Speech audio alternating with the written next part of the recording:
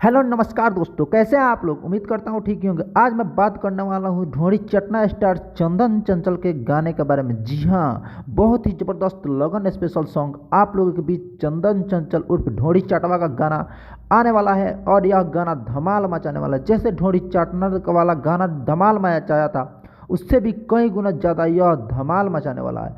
तो मैं आगे वीडियो में बताऊंगा कि कौन सा गाना और कब आएगा। तो इसके पहले आप मेरे चैनल पर नए हैं और चंदन चंचल के फैंस हैं तो चैनल को सब्सक्राइब कर दें, वीडियो को लाइक करें और वीडियो को अंत तक देखें ताकि मैं आपको वीडियो में जानकारी दे दूं कौन सा गाना है और कब तक आएगा। तो मैं आपको वीडियो में बता दूं कि चंदन चंचल उर्फ ढोंडी चटना स्टार का गाना बहुत ही ज़बरदस्त लगन में धूम मचाने वाला है। आप लोगों को बहुत ही जल्द आने वाला है। तो आप लोग जैसे ही यह गाना आए आप लोग दुलार और प्यार दें, और जैसे ढोंडी चाटना वाले गाना को इतना प्यार दिया उससे भी कई गुना ज़्यादा इस गानों को प्यार दें।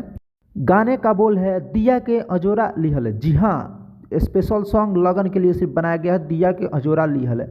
तो आपको ये वीडियो कैसी लगी नीचे कमेंट बॉक्स में कमेंट करके जरूर बताएं। तो मिलते हैं अगले वीडियो में, तब तक के लिए बाय।